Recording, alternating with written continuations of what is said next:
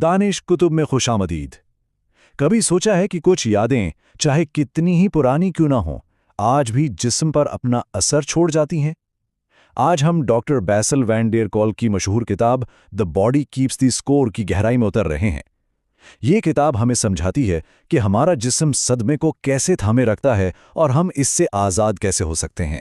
और यही ताकतवर जुमला इस पूरे तज्जिए का मरकज़ है। डॉक्टर वैन डेर कॉल कहते हैं कि ट्रॉमा कोई पुरानी फाइल नहीं जिसे हम बंद करके रख दें। नहीं, ये एक जिंदा तजुर्बा है जो हमारे जिस्म के अंदर रहता है और हमारी हर सोच, हर एहसास और हर जिस्मानी हिस्स पर असरअंदाज होता है। तो आखिर ये ट्रॉमा है क्या? चलें इसको ज़रा गहराई से समझते हैं और देखते हैं कि हमारी आम सोच से कहीं ज़्यादा पेचीदा क्यों है। देखें, ज़्यादातर लोग ट्रॉमा को किसी बड़े खौफनाक वाक़े से जोड़ते हैं, जैसे जंग या कोई हादसा। लेकिन डॉक्टर वैन डेर कॉल का कहना है कि असल ट्रॉमा वो वाक़या नहीं, बल्कि उस वाक़े पर हमारे जिस्म और दिमाग का वो रद्द-ए-अमल है जो हमें माजी में फंसा देता है। बात इसकी कम है कि क्या हुआ था और उसकी ज़्यादा है कि हमारा जिस्म उस तजर्बे को हज़म कर पाया या नहीं। और यही इस किताब का सबसे बड़ा नुक्ता है। ट्रॉमा हमारे अंदर एक डिस्कनेक्ट पैदा कर देता है। हमारा शऊरी ज़हन शायद आगे बढ़ने की कोशिश करे, कहानियां बनाए या यादों को दबा दे, लेकिन हमारा जिस्म वो स्कोर याद रखता है। जिस्मानी और जज्बाती रद्द-ए-अमल बरकरार रहते हैं, जो अक्सर बिल्कुल गैर मुताल्लिका हालात में सामने आ जाते हैं, क्योंकि हमारा असाबी निज़ाम आज भी उस पुराने खतरे पर रिएक्ट कर रहा होता है। अच्छा, अब आइए ज़रा पर्दे के पीछे देखते हैं और उसकी साइंस को समझते हैं। ये जानना वाकई बहुत दिलचस्प है कि ट्रॉमा हमारे दिमाग को फिजिकली कैसे बदल देता है।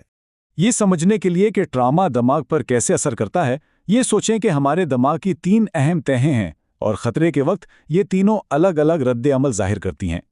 देखिए, जब हम महफूज महसूस करते हैं तो हमारा निगेबान मीनार यानी प्री फ्रंटल कॉर्टेक्स इंचार्ज होता है। ये हमें सोचने, मंसूबा बनाने और अपने जज्बात को काबू में रखने में मदद देता है। लेकिन किसी तकलीफदेह वाक़े के दौरान ये मंतकी हिस्सा ऑफ हो जाता है। धुएं का पता लगाने वाला यानी अमिगडाला खतरे का अलार्म बजा देता है और फिर रेंगने वाले जानवर का दिमाग बका के लिए कंट्रोल संभाल लेता है। सोच खत्म हो जाती है और सिर्फ जिबलियत बाकी रह जाती है। जब हमारा धुएं का पता लगाने वाला बचता है तो हमारा जिस्म लड़ने, भागने या बिल्कुल जम जाने के लिए तैयार हो जाता है। अब जब हम लड़ या भाग नहीं सकते, जैसा कि अक्सर ट्रॉमा में होता है, तो हमारा आसाबी निज़ाम फ्रीज या शटडाउन हालत में चला जाता है। वो सारी तवानाई, वो बका का रद्द-ए-अमल जिस्म में ही फंस जाता है, क्योंकि उसे कभी बाहर निकलने का मौका ही नहीं मिला। यहाँ एक बहुत अहम नुक्ता है। जब हमारा जिस्म मुसलसल तनाव की हालत में रहता है तो ये सिर्फ ज़हनी सेहत का मसला नहीं रहता, ये जिस्मानी सेहत का मसला बन जाता है। ये सारी अलामात, जिनकी अक्सर कोई साफ तिब्बी वजह नहीं मिलती, दरअसल हमारे आसाबी निज़ाम में फंसे हुए ट्रॉमा का नतीजा हो सकती हैं। ये समझना बहुत से लोगों के लिए ज़िंदगी बदल देने वाला इंकिशाफ होता है। तो जब ट्रॉमा हमारे जिस्म में फंस जाता है तो इसका हमारी रोज़मर्रा की ज़िंदगी पर क्या असर होता है? आइए देखते हैं कि एक ट्रॉमा से गुजरा हुआ दिमाग दुनिया को एक मुसलसल खतरनाक जगह के तौर पर क्यों देखता है। ट्रॉमा के बाद दिमाग खतरे को समझने का अपना पूरा निज़ाम ही बदल देता है। अमिगडाला यानी हमारा धुएं का पता लगाने वाला हद से ज़्यादा हसास हो जाता है। वो छोटी छोटी बेज़रर बातों पर भी खतरे का अलार्म बजाना शुरू कर देता है और जिस्म फौरन बका के मोड में चला जाता है, चाहे कोई हकीकी खतरा ना भी हो। ये सिर्फ जहन की बात नहीं होती, ये गहरा जिस्मानी रद्द-ए-अमल है। ये मिसाल बिल्कुल वाज़े करती है कि ट्रिगर्स कैसे काम करते हैं। आतिशबाजी की आवाज़ उसके दिमाग के धुएं का पता लगाने वाले को एक्टिव कर देती है, जो उसके मंतकी निगाहबान मीनार को बाईपास कर देता है। उसका जिस्म फौरन बका के मोड में चला जाता है, हालांकि वो शऊरी तौर पर जानता है कि वो महफूज है। ये कुव्वत इरादी की नाकामी नहीं है, ये एक जिस्मानी रद्द-ए-अमल है जो उसके कंट्रोल से बाहर है।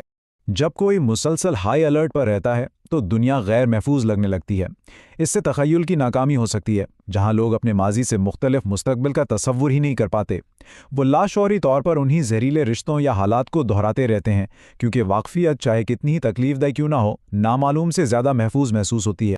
इतनी सारी मालूमात के बाद शायद ये सवाल उठे कि क्या कोई उम्मीद है, और जवाब है, बिल्कुल है। अब हम इस किताब के सबसे अहम हिस्से की तरफ बढ़ रहे हैं, शिफा-याबी।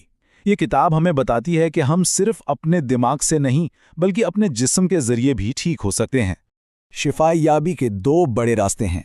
اوپر سے نیچے کے طریقے جیسے ٹاک تھیراپی ہمارے منتری کی دماغ کا استعمال کرتے ہیں تاکہ جذبات پر قابو پایا جا سکے، لیکن یہ اکثر ایسا ہے جیسے کوئی روتے ہوئے بچے کو منطق سے سمجھانے کی کوشش کریں، جبکہ نیچے سے اوپر کے طریقے اس بچے کو گود میں اٹھا کر تھپ تھپا کر سلانے جیسے ہیں۔ یہ پہلے جسم کو پرسکون کرتے ہیں تاکہ دماغ کو یہ سگنل ملے کہ اب سب محفوظ ہے۔ تو یہاں کچھ ایسے طریقے ہیں جو سیدھا جسم اور اعصابی نظام کے ساتھ کام کرتے ہیں۔ ٹراما انفارمڈ یوگا جسم میں حفاظت کا احساس پیدا کرتا ہے۔ بریتھ ورک سانس کے ذریعے اعصابی نظام کو پرسکون کرتا ہے۔ EMDR آنکھوں کی حرکت سے تکلیف دہ یادوں پر دوبارہ کام کرتا ہے۔ نیورو فیڈ بیک دماغی لہروں کو منظم کرنا سکھاتا ہے، اور رقص یا ڈرم بجانے جیسی سرگرمیاں اور محفوظ رشتے ہمیں دوسروں سے جڑنے اور شفا پانے میں مدد دیتے ہیں۔ ٹراما انفارمڈ یوگا کا مقصد بہترین پوز حاصل کرنا بالکل نہیں ہے۔ اس کا مقصد جسمانی حفاظت اور خود مختاری کا احساس پیدا کرنا ہے۔ اس میں اساتذہ دعوتی زبان استعمال کرتے ہیں، جس سے حصہ لینے والوں کو یہ اختیار ملتا ہے کہ وہ اپنے جسم کی سنیں۔ یہ ان لوگوں کے لیے ایک بہت طاقتور تجربہ ہے جن کا اختیار ان سے چھین لیا گیا تھا۔ یہ ایک بہت ہی سادہ تکنیک ہے جسے ٹرائنگل بریتھ کہتے ہیں۔ یہ ایک طاقتور ٹول ہے جو فوراً اعصابی نظام کو پرسکون ہونے کا اشارہ دے سکتا ہے۔ لمبی اور دھیمی سانسیں جسم کے آرام اور ہضم کے نظام کو متحرک کرتی ہیں، جو لڑو یا بھاگو کے رد عمل کا مقابلہ کرتا ہے۔ اسے کہیں بھی کسی بھی وقت کیا جا سکتا ہے۔ یہ جدید تھیراپیز سیدھا ہمارے دماغ کے سافٹ ویئر کے ساتھ کام کرتی ہیں۔ EMDR آنکھوں کی مخصوص حرکات کا استعمال کرتے ہوئے تکلیف دہ یادوں کو دوبارہ پروسیس کرنے میں مدد کرتا ہے تاکہ ان کا جذباتی بوجھ کم ہو جائے، جبکہ نیورو فیڈ بیک ہمیں اپنی دماغی لہروں کو دیکھ کر انہیں منظم کرنا سکھاتا ہے۔ یہ دونوں طریقے دماغ کو خوف کی حالت سے نکال کر پرسکون حالت میں لانے میں بہت مددگار ہیں۔ کوئی بھی بااثر کام بحث سے خالی نہیں ہوتا، تو اس آخری حصے میں ہم اس کتاب کے گہرے اثرات اور اس کے ارد گرد موجود کچھ تنازعات پر ایک متوازن نظر ڈالیں گے۔ اس کتاب کی بے پناہ مقبولیت کو نظر انداز نہیں کیا جا سکتا۔ یہ ایک گیم چینجر رہی ہے۔ اس نے لاکھوں لوگوں کو اپنے تجربات کو سمجھنے کے لیے ایک زبان دی ہے اور ٹراما کے تصور کو مین سٹریم میں لایا ہے، جس سے جسم پر مبنی تھیراپیز کے بارے میں آگاہی بہت بڑی ہے۔ لیکن اس کی مقبولیت کے باوجود کتاب پر تنقید بھی ہوئی ہے۔ کچھ ناقدین کا کہنا ہے کہ جسمانی یادداشت جیسے کچھ تصورات سائنسی طور پر پوری طرح ثابت نہیں ہیں۔ کتاب میں موجود تکلیف دہ مثالوں کی وجہ سے کچھ لوگوں کے لیے اسے پڑھنا مشکل ہو سکتا ہے۔ اس کے علاوہ مصنف ڈاکٹر وینڈر کولک خود بھی کچھ تنازعات میں گھرے رہے ہیں، جن میں ڈیٹا اور ساتھیوں کے ساتھ پیشہ ورانہ معاملات پر سوالات شامل ہیں۔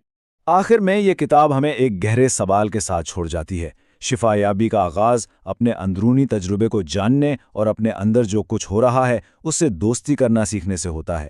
یہ اس بارے میں ہے کہ ہم اپنے جسم کے سگنلز کو خوف کے بجائے تجسس اور ہمدردی کے ساتھ سننا کیسے شروع کر سکتے ہیں۔ اگر اس تجزیے نے آپ کو کچھ سوچنے پر مجبور کیا ہے تو برائے کرم لائک کریں، سبسکرائب کریں اور اسے اپنے خاندان اور دوستوں کے ساتھ شیئر کریں جو اپنی زندگی کو اپ گریڈ کرنا چاہتے ہیں۔ دیکھنے کا شکریہ۔